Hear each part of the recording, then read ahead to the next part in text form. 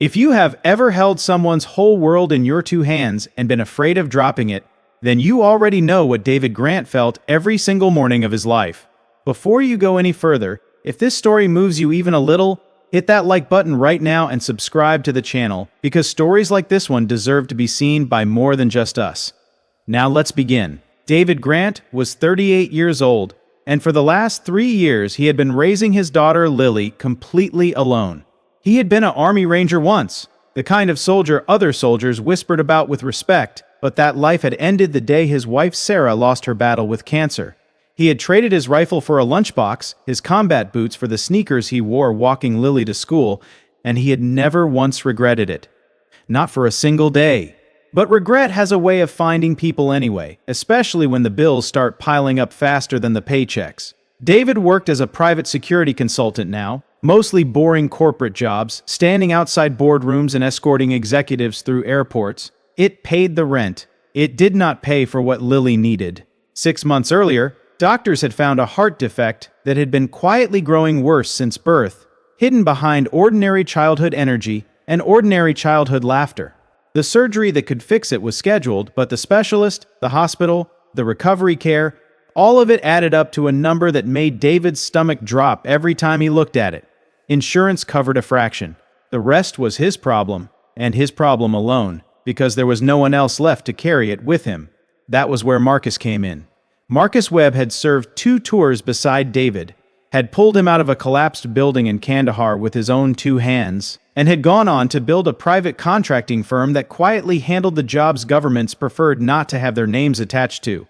Marcus called David on a Tuesday evening while Lily was doing her homework at the kitchen table, humming some song from a cartoon David didn't recognize. "I've got one job," Marcus said, his voice low and careful, the voice of a man who already knew what he was asking.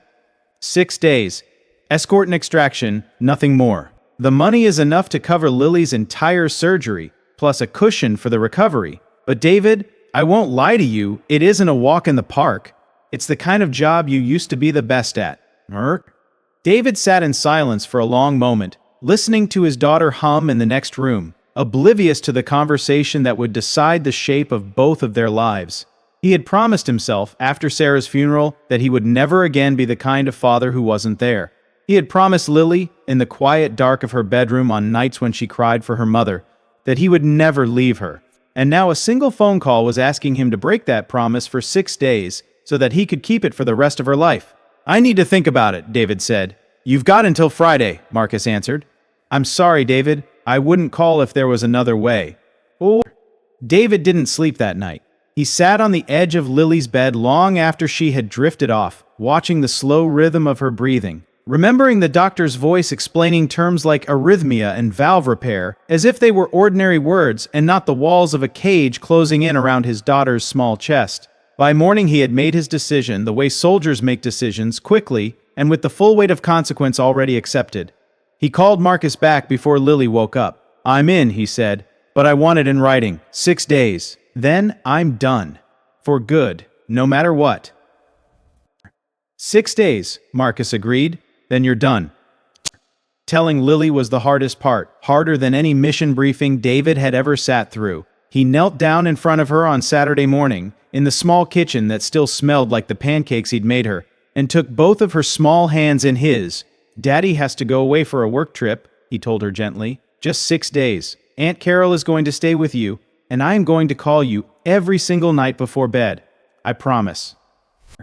Lily's brown eyes, so much like her mother's, filled with a particular fear that only children who have already lost someone truly understand.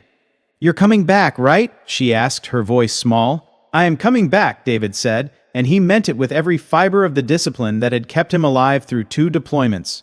"I promise you, Lilybug, 6 days, and then I am never leaving again. I am going to be at every soccer game, every birthday, every single day for the rest of your life. This is the last time. I swear it." She hugged him so tightly that he could feel her heartbeat, that small, imperfect, precious heartbeat against his chest, and he had to close his eyes and breathe through the ache in his own chest before he could let her go. Aunt Carol arrived an hour later with an overnight bag and a look that told David she understood, without needing to be told, exactly what kind of trip this really was. She had been Sarah's sister, And in the years since the funeral, she had become the closest thing to a co-parent David had. The only other adult who could make Lily laugh the way her mother once had. 6 days, Carol repeated at the door, gripping David's forearm the way family does when words alone don't feel like enough. Come back in one piece, David. That little girl has already buried one parent. She doesn't get to bury another. David nodded, unable to answer past the tightness in his throat, and carried that single sentence with him onto the plane, through the layover, and into every long night that followed at the camp. Sarah had been gone 3 years now, but David still measured time by her absence the way other people measured it by holidays. She had been a schoolteacher, patient and warm in a way David, even at his most disciplined, had never quite managed to be, and it was Sarah who had first taught him that coming home mattered more than any mission ever could. In the last months of her illness, when the chemotherapy had taken her hair and most of her strength but none of her stubborn humor, she had made David promise something he had never forgotten. "Whatever happens to me," she'd said, gripping his hand with fingers that had grown thin and pale, "you make sure that little girl never once wonders if she's your whole world, because she is, David. She always will be." He had kept that promise every day since, building his entire life around a 9-year-old's school schedule and bedtime stories, and it was that same promise, twisted into an impossible shape, that had led him to Marcus's phone call in the first place. He was not doing this for the money, not really. He was doing it so that Lily's heart, the one piece of Sarah that still beat in the world, would keep beating for decades to come. The mission briefing with Marcus was simple on paper. A humanitarian logistics coordinator named Elena Ruiz was operating in a conflict-adjacent region, overseeing the delivery of medical supplies to a refugee camp that had, in the last month, come under increasing threat from a local militia connected to an arms smuggling operation. Elena had uncovered evidence linking a corrupt regional official, a man named Kasimov, to weapons being diverted from humanitarian shipments and sold directly into the conflict she was trying to help civilians survive.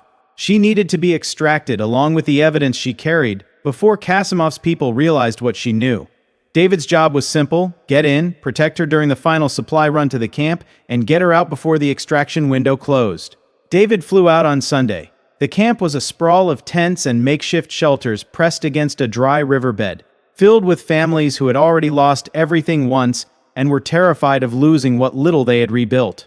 Elena Ruiz turned out to be exactly the kind of person David respected most: fierce, exhausted, and utterly unwilling to abandon the people she had come to help, even when David quietly explained the danger closing in around her. "Yeah, I have children in that camp who need insulin," Elena told him on the first night, her voice sharp with the particular fatigue of someone who had been running on adrenaline for weeks.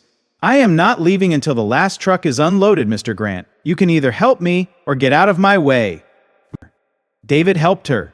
Of course he helped her. Somewhere in the last 3 years, without quite realizing it, he had become the kind of man who could not walk past a child in need without stopping. And the camp was full of children. Children who reminded him, in small, aching flashes, of Lily.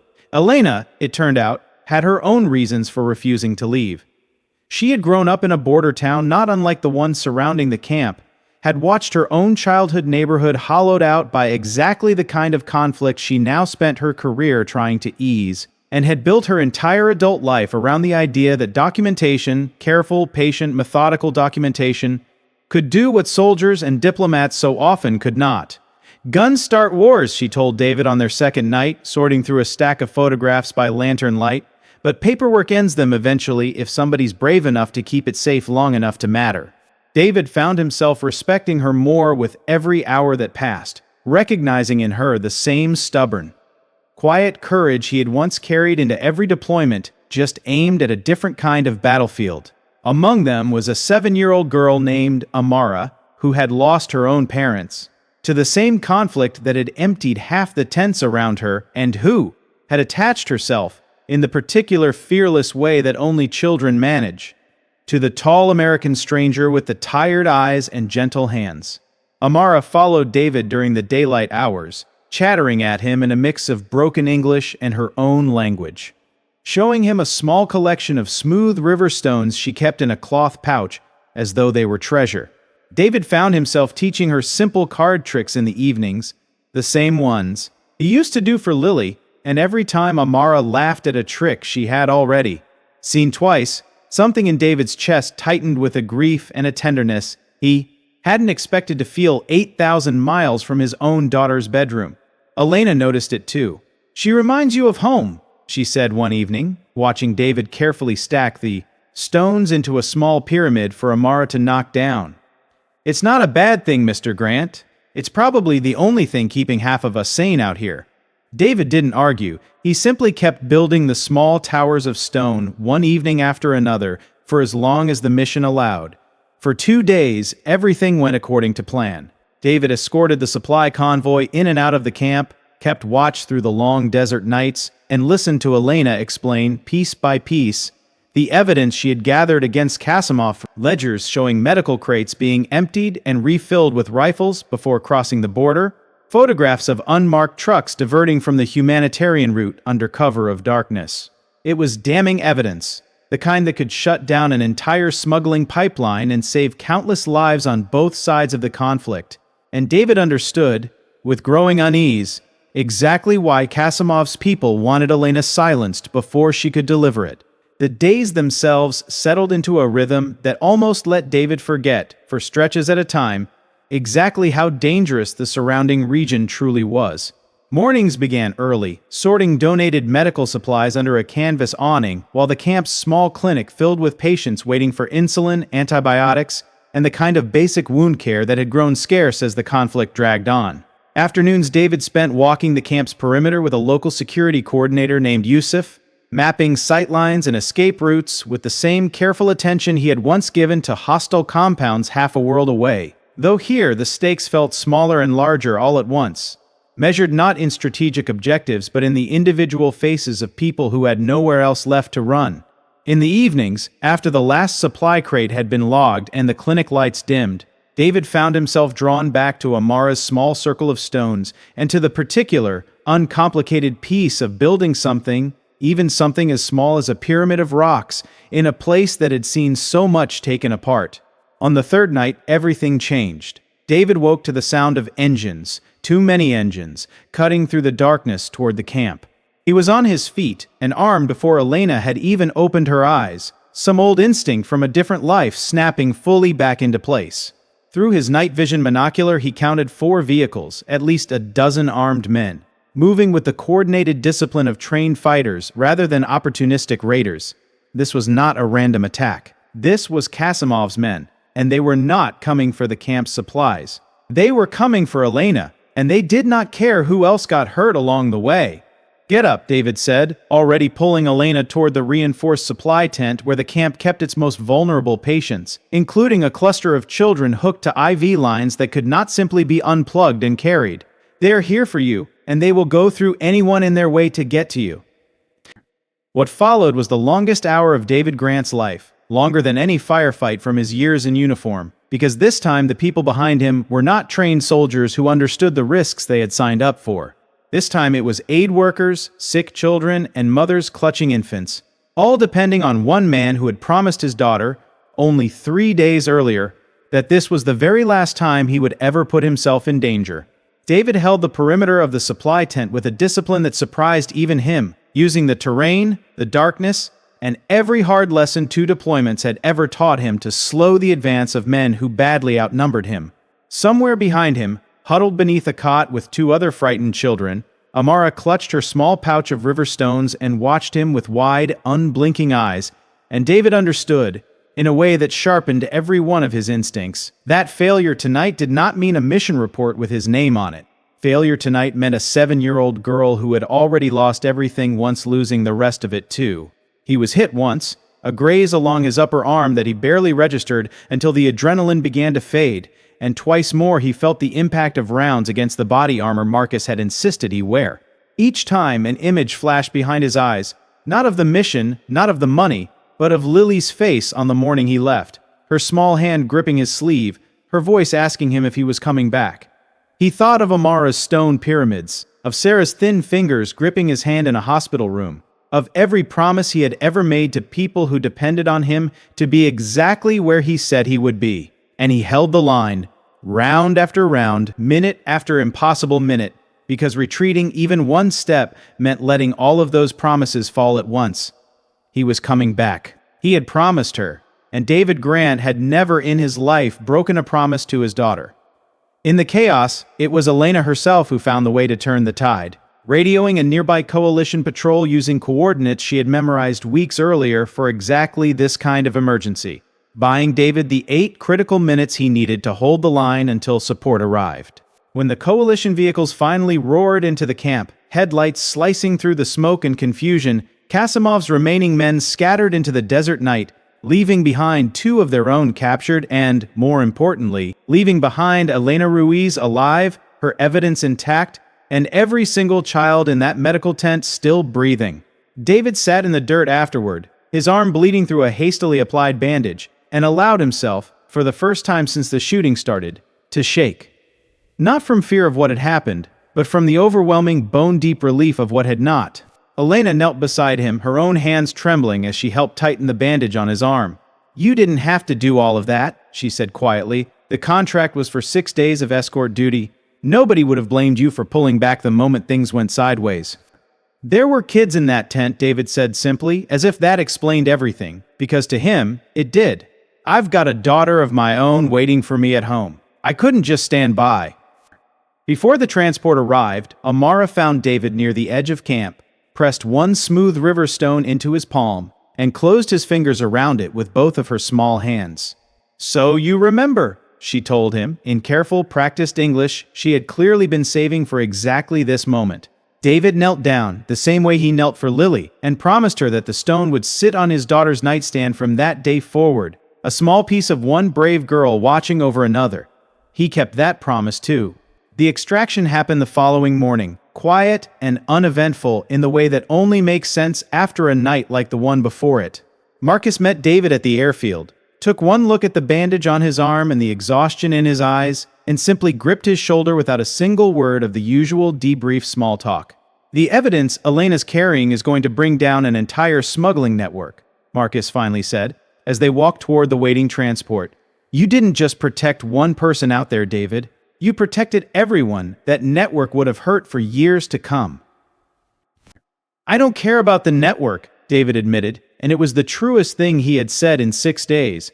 "I care about getting home to my daughter. That's the only mission that ever actually mattered to me." The flight home felt longer than the flight out, every hour stretching thin under the weight of everything David wanted to say to Lily and everything he had promised himself he would never again have to explain away with a work trip.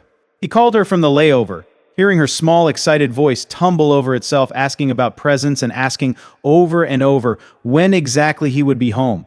And for the first time in 6 days, David Grant let himself cry, quietly in the corner of a crowded airport terminal, overwhelmed by how close he had come to breaking every promise he had ever made her. He landed on the 6th day, exactly as he had promised, his arm in a sling beneath his jacket, a story he would eventually have to find gentle enough words to tell his 9-year-old daughter. Aunt Carol brought Lily to the airport, and the moment David stepped through the arrival's gate, Lily broke away from her aunt's hand and ran, full speed, straight into his legs, wrapping her arms around him with a strength that made his freshly bruised ribs ache in the very best possible way. "You came back," she said into his jacket, muffled and joyful and disbelieving all at once, as though some small part of her had genuinely feared otherwise. "I told you I would," David said, kneeling down despite the pain in his side, holding his daughter the way he had promised himself he would hold her for the rest of both of their lives. 6 days, Lilybug, and I am never, ever leaving again." Aunt Carol stood a few steps back, wiping her eyes with the sleeve of her cardigan, and when David finally rose to hug her too, she simply whispered, "Don't you ever scare me like that again," before pulling both David and Lily into a single tight embrace right there in the middle of the crowded terminal. 3 people who had already survived one impossible loss together, holding on to each other as though daring the world to try taking anything else from them.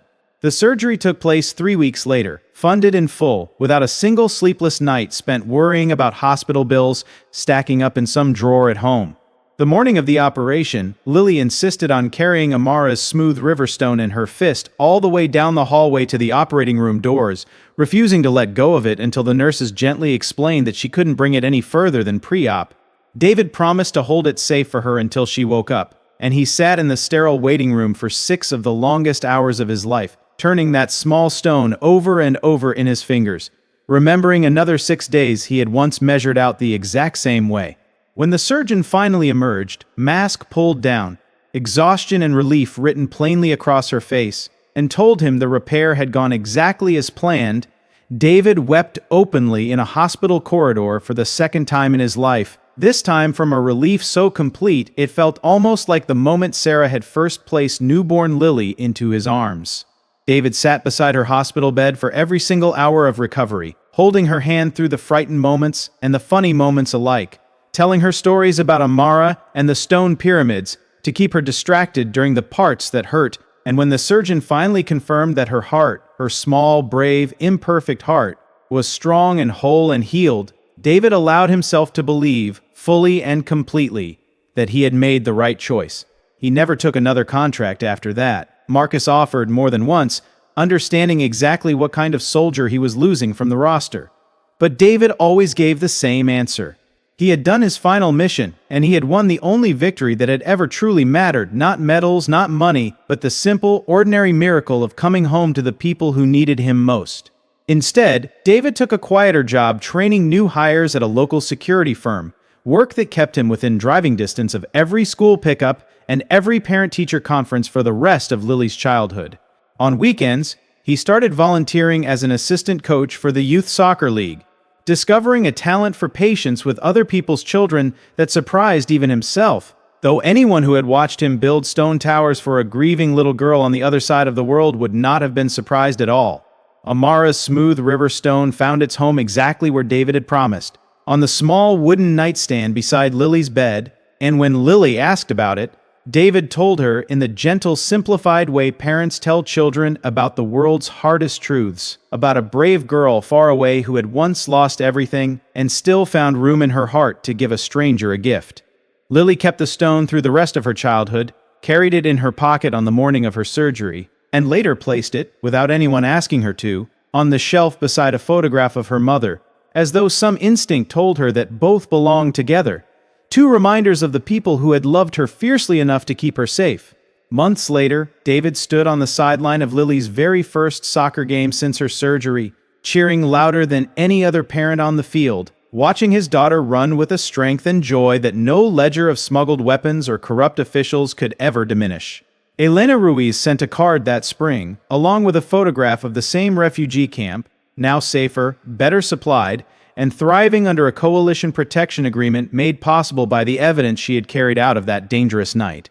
Tucked inside the envelope was a second, smaller photograph, Amara, a full head taller than the last time David had seen her, grinning in front of a newly built schoolhouse, holding up a handful of river stones for the camera as though she wanted him to know she had already started collecting more. David kept both photographs in Lily's room, not as a reminder of the danger, but as a quiet reminder that sometimes protecting the people you love means momentarily standing between danger and every other family's children too, and that both kinds of courage, the kind that runs toward gunfire and the kind that shows up every single day afterward for pancakes and homework and soccer games, come from exactly the same place in a father's heart. Some nights, long after Lily had fallen asleep, David would sit in the quiet of the living room and think about how close he had come to losing everything by trying to save it, and how strange it was that the version of himself who had once measured success in objectives completed and targets neutralized, now measured it in bedtime stories finished and school lunches packed. He thought about Sarah's promise, the one he had carried like a second heartbeat since the day she died, and for the first time since her funeral, he felt like he had finally, fully kept it, not through one dramatic night in a desert camp half a world away, but through every single ordinary morning that followed it. Some missions end with medals. This one ended with a 9-year-old girl falling asleep every night without a single doubt that her father would be there in the morning, and for David Grant, there was no greater victory in the entire world than that.